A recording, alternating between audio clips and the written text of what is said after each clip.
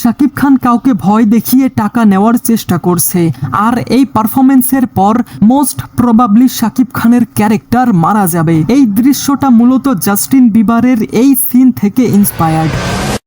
I know ইতিমধ্যে আপনারা রকস্টারের teaser দেখে ফেলেছেন, আর এটাও জানি টিজারে দেখানো এমন শাকিব খানকে আপনারা আগে কখনোই দেখেননি। বাট সোশ্যাল মিডিয়ায় এই টিজারের কিছু দৃশ্য নিয়ে আলোচনা সমালোচনা হচ্ছে। আপনি কি বলছেন? সেগুলো নিয়ে কথা তো বলবোই, সঙ্গে এই টিজারে লুকানো হিডেন ডিটেলস এবং স্টোরি প্রেডিকশন করার চেষ্টা করব। তবে তার আগে ইন্ট্রো। তো কেমন আছেন আপনি আর আপনার উনি? হাই, আমি জনি। চলুন শুরু করি। ওকে, তো প্রথমেই আপনাদেরকে এটা ক্লিয়ার করে দেই যে রকস্টার এমন একটা সিনেমা যেখানে একজন রকস্টারের উত্থান, পতন, ফেম, ফ্যান ক্রেজ, অহংকার এবং সব শেষে নিঃস্ব, এই সব কিছু কম্বাইন করে রকস্টারের স্টোরি।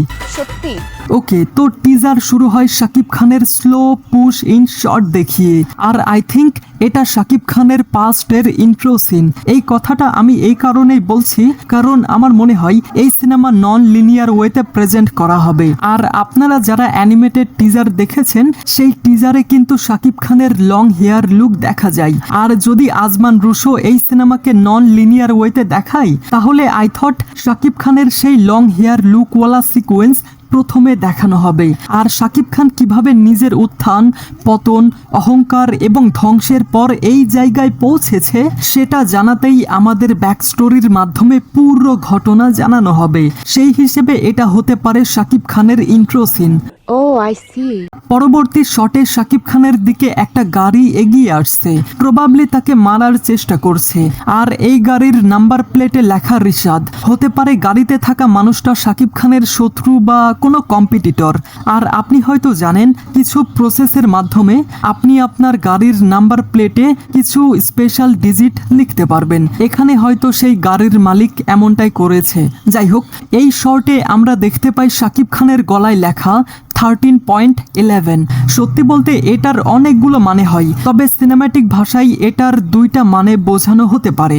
দেখুন, প্রথমটা এমন হতে পারে 13ই নভেম্বর, আর হতে পারে এই দিনটাতে সিনেমার গল্পের কোনো টার্নিং পয়েন্ট বা কোনো ট্র্যাজেডিক ঘটনা ঘটেছে।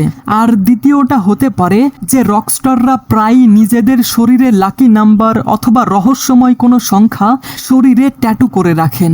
আর যেহেতু এখানে দেখা যাচ্ছে শাকিব খান স্মোক করছে এবং তার গলায় এটা লেখা, তো এটার সোজাসুজি মানে হলো এটার মাধ্যমে ডার্ক এবং ইন্টেন্স কিছু বোঝানোর চেষ্টা করা হয়েছে। এখানে দেখা যায় শাকিব খানের ফেসিয়াল এক্সপ্রেশন অকওয়ার্ডের মতো লাগছে, আর তার পেছনেই তারিক আনাম খান। প্রবাবলি শাকিব খান এমন একটা ফ্যামিলি থেকে বিলং করে যেই ফ্যামিলি অনেক স্ট্রিক্ট। আচ্ছা, এখানে থিওরিটিক্যাল একটা পসিবিলিটি বলি, ঠিক আছে? যেমনটা আমরা জানি এই সিনেমার বেশিরভাগ শুটিং মালয়েশিয়াতে হয়েছে এবং খুব অল্প সংখ্যক শুটিং বাংলাদেশে হয়েছে। প্রবাবলি সিনেমাতে শাকিব খান বাংলাদেশি বংশোদ্ভূত মালয়েশিয়ান নাগরিক থাকবে এবং পরবর্তীতে শাকিব খান বাংলাদেশে আসবে, কিন্তু সেটা কিভাবে একটু পরেই বলছি। ঠিক আছে, সেটা একটু পরেই বলছি। তো এই শটে আমরা শাকিব খানের সঙ্গে কাজী সাব্বিরকে দেখতে পাই। ইতিমধ্যে আপনারা হয়তো জানেন কাজী সাব্বির আই থিঙ্ক 2024 সালের বিপিএল এর হোস্ট ছিলেন এবং তিনি একজন স্পোর্টস জার্নালিস্ট। এখানে তিনি শাকিব খানের বন্ধুর ক্যারেক্টার প্লে করবেন, আর তাকে বলা যেতে পারে রকস্টার সিনেমার জিল্লু।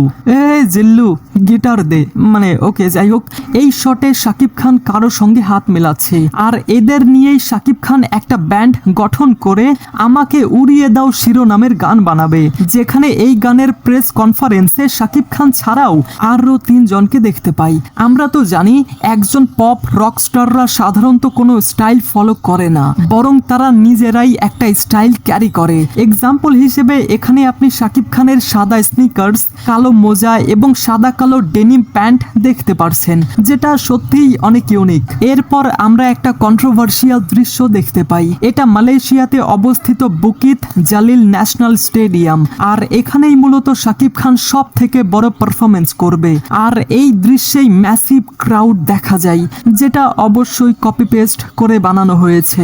সত্যি বলতে এটা নিয়ে সমালোচনা করার কিছুই নেই, তবে এই দৃশ্যটা সিনেমা হলে বড় পর্দায় কিভাবে প্রেজেন্ট করা হবে সেটাই সব থেকে বড় বিষয়। আজমান রুশো যদি এটা ভালোভাবে এক্সিকিউট করতে না পারে তাহলে লিখে রাখেন, রকস্টারের কপালে দুঃখ আছে। পাশাপাশি এই দৃশ্যে এআই ইউজ করা হয়েছে, যেটা দৃশ্যমান, তবে সিনেমাতে হয়তো এটা সলভ করে নেওয়া হবে। আর এখানে যে শাকিব খান একটা রেট্রো গাড়িতে আসে এবং ফ্যান্সরা তাকে ঘিরে ধরেছে, এই দৃশ্যটা মূলত জাস্টিন বিবারের এই সিন থেকে ইন্সপায়ার্ড। এর পরের কিছু দৃশ্যে আমরা শাকিব খানকে রকস্টার ভাইব নিয়ে পারফর্ম করতে দেখতে পাই। সত্যি বলতে এই সব দৃশ্যে পারফর্ম করা শাকিব খান এবং তার কস্টিউম, ইটস রিয়েলি ব্যাডাস, সত্যি ভালো ছিল। এখানে শাকিব খানের কাছে আমরা ফোর্ড মাস্টাং এর একটা ক্লাসিক গাড়ি দেখতে পাই, যেটা বেসিক্যালি 1967 বা 68 এর মডেল। এছাড়া ছোট ছোট কাটে শাকিব খানের ছোটবেলার এবং বর্তমান সময়ে তাকে পালাতে দেখা যায়। সেই হিসেবে এমন পসিবিলিটি হতে পারে যে শাকিব খানের মধ্যে কোনো ফিয়ার কাজ করে, হতে পারে সেটা স্টেজ ফিয়ার বা তার মধ্যে কোনো ট্রমা আছে যেটা মাঝে মধ্যেই তাকে আতঙ্কিত করে তোলে, আর সেই কারণেই সে দৌড়ে পালিয়ে যায়। আর এই রকমই কোনো ফিয়ার বা ট্রমার কারণে আগুন স্টেজ থেকে পালিয়ে যায়, আর সেই প্রোগ্রামের লোকজন আগুনের জন্যই এই ডায়লগটা বলে, হোয়ার ইজ আগুন। যদিও এখানে পসিবিলিটি আরেকটা হতে পারে যে এমন অনেক মানুষ আছে না যারা সাকসেস পাওয়ার পর সেটাকে ভালোভাবে হ্যান্ডেল করতে পারে না, যার ফলে সে নেশায় আসক্ত হয়ে যায়। আর এখানে অনেক স্ট্রংলি পসিবল যে এই সিনেমাতে শাকিব খানের ক্যারেক্টার নেশায় আসক্ত হয়ে যাবে। And I think Azman Rusho এখানে কানাডিয়ান সিঙ্গার এবং রকস্টার জাস্টিন বিবারের জীবন থেকে ইন্সপায়ার্ড হয়ে এখানে অনেক কিছুই অ্যাড করেছে। আচ্ছা, আমি বুঝিয়ে বলছি। First of all, Justin Bieber অনেক অল্প বয়সে সিঙ্গিং এর দুনিয়ায় আসেন, যেমনটা এখানে শাকিব খানের ক্যারেক্টারও আসবে। এরপর জাস্টিন বিবারের বর্তমান সময়ের নিউজ অনেকেই হয়তো জানেন যে তিনি নেশায় আসক্ত হয়ে বর্তমানে প্রায় ধ্বংসের দিকে, আর এমনই কিছু সিমিলার থিম এই রকস্টার সিনেমাতে দেখানো হবে। তো এখন আপনি বলতে পারেন যে এই সিনেমাতে শাকিব খান নেশায় কিভাবে ঢুকে যাবে। তো এটার সুন্দর একটা এক্সাম্পল আমার কাছে আছে। আপনাদের মধ্যে অনেকেই হয়তো রণবীর কাপুর অভিনীত সঞ্জু সিনেমাটি দেখেছেন। সেই সিনেমাতে অনেক ভালোভাবে দেখানো হয়েছে যে একজন মানুষ যখন সাকসেসফুল হয়ে যায় তখন সে তার সাকসেসকে হ্যান্ডেল করতে পারে না এবং আরও কিছু ট্র্যাজেডির কারণে সে নেশায় আসক্ত হয়ে যায়। যদিও সেই সিনেমাতে দেখানো হয়েছিল তার বন্ধুই তাকে নেশা করতে শেখায় এবং পরবর্তীতে তার আরেকটা বন্ধু তাকে নেশা থেকে বের হতে সাহায্য করে। আর তাছাড়াও আপনারা এই প্রেস কনফারেন্সে এই লোকটার দিকে তাকালে আর সঞ্জু সিনেমার এই লোকটার দিকে তাকালে অনেকটাই কিন্তু সিমিলারিটি পাবেন। চেহারা অনেকটা সেম, তাই না? কেন জানি মনে হচ্ছে এই লোকটাই হয়তো শাকিব খানকে নেশার মধ্যে নিয়ে যাবে। আর সঞ্জু সিনেমাতে রণবীর কাপুর যখন অনেক বেশি নেশায় অ্যাডিক্টেড হয়ে পড়ে তখন তাকে নেশামুক্ত রিহাবে পাঠানো হয়, তবে পরবর্তীতে সে সেই রিহাব থেকে পালিয়ে যায় আর নেশার টাকা জোগাড় করতে সে ভিক্ষা পর্যন্ত করে। আর তার অনেক বেশি হ্যালুসিনেশন হয় যেখানে সে তার মাকে দেখতে পায় এবং এমনই কিছু সিমিলার দৃশ্য আমরা এই টিজারেও দেখতে পাই, যেখানে আগুন নেশা করছে, নেশার কারণে সে প্রোগ্রাম করতে পারছে না, যার ফলে সে প্রোগ্রাম ছেড়ে পালিয়ে যায়। তার বাবা তার উপর চিল্লায়, পরবর্তীতে তাকে ধরে রিহাবে পাঠানো হয় আর সেখান থেকেই আগুন পালিয়ে যায়। এই দৃশ্যে আমরা দেখতে পাই শাকিব খান কাউকে ভয় দেখিয়ে টাকা নেওয়ার চেষ্টা করছে, অ্যান্ড অবভিয়াসলি সেই টাকা দিয়ে সে হয়তো নেশা করবে কিংবা এমনটা হতে পারে সে বাংলাদেশে আসার চেষ্টা করবে। আর বাকি রইল হ্যালুসিনেশনের কথা। তাহলে এখানে শাকিব খান তার মাকে কল্পনা করে বলে, আমাকে নিয়ে যাও তোমার সাথে, যেটা সঞ্জু সিনেমার সাথে সিমিলার থিম। কিছু মনে করবেন না, আপনি বেশি কথা বলেন। এই দৃশ্যে আমরা দেখতে পাই শাকিব খানকে পুলিশ অ্যারেস্ট করেছে, যেটা বাংলাদেশি লোকেশন। প্রবাবলি শাকিব খান মালয়েশিয়াতে এমন কিছু করে বাংলাদেশে চলে আসবে যার ফলে তাকে অ্যারেস্ট করা হবে। এখন কি সেই কাণ্ড ঘটবে সেটা তো পুরো সিনেমা দেখলেই বুঝতে পারবো। আর হ্যাঁ, এতক্ষণ পর্যন্ত যেই সব কিছু বললাম এগুলো কিন্তু পাস্টে দেখানো হবে। আর এই সিনেমার শেষের দিকে শাকিব খানের লং হেয়ার লুকে এই সব কিছু বলতে শোনা যাবে। আর যেহেতু এটা বাংলাদেশি সিনেমা, তাই বাংলাদেশি অডিয়েন্সকে ইমোশনাল করতে সিনেমার শেষে লং হেয়ারওয়ালা শাকিব খান একটা পারফর্ম করবে। আর এই পারফরমেন্সের পর মোস্ট প্রবাবলি শাকিব খানের ক্যারেক্টার মারা যাবে। দেখুন, এটা জাস্ট একটা থিওরি, তবে আজমান রুশোর মাথায় যদি এমন প্ল্যান থাকে যে অডিয়েন্সকে দীর্ঘ সময় এটা নিয়ে ভাবতে বাধ্য করাবো, তাহলে শাকিব খানের ক্যারেক্টার প্রবাবলি মারা যাবে।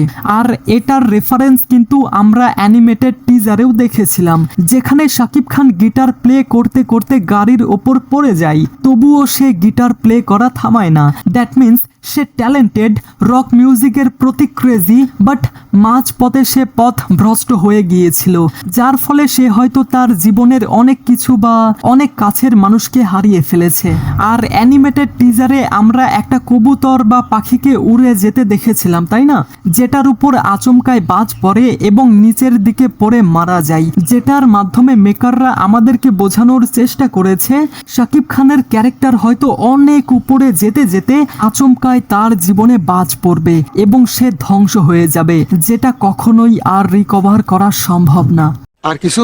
ওভারঅল এগুলো জাস্ট একটা থিওরি। যদি ভেবে থাকেন এটা সম্পূর্ণ সত্য হবে, তাহলে বলবো না, থিওরিকে থিওরি হিসেবেই গ্রহণ করুন। আর ইন্ডিয়াতে অনেক ইউটিউবার আছে যারা ইন্ডিয়ার আপকামিং সিনেমার টিজার বা ট্রেইলার দেখার পর সেটা ব্রেকডাউন করে এবং অসংখ্য থিওরি বানায়, যেগুলো আমার ভালো লাগে। বাট আমাদের বাংলাদেশে এমন কোনো ইউটিউবার আমার চোখে এখনো পড়েনি, তাই ভাবলাম কেননা আমরাই এটা শুরু করি। যাই হোক, তো আশা করছি ভালো লেগেছে। আর এছাড়াও টিজারে আমি অনেক কিছু স্কিপ করে গেছি, যেগুলো আপনারা অলরেডি জানেন, তাই সেগুলো নিয়ে আমি আর কথা বললাম না। কোনো সমস্যা নাই। তো গাইস, এই সমস্ত কিছু জানার পর এই বিষয়ে আপনার কি মতামত? আপনাদের যে কোনো মতামত অবশ্যই কমেন্টে জানাবেন। ঠিক আছে। Thanks for watching guys.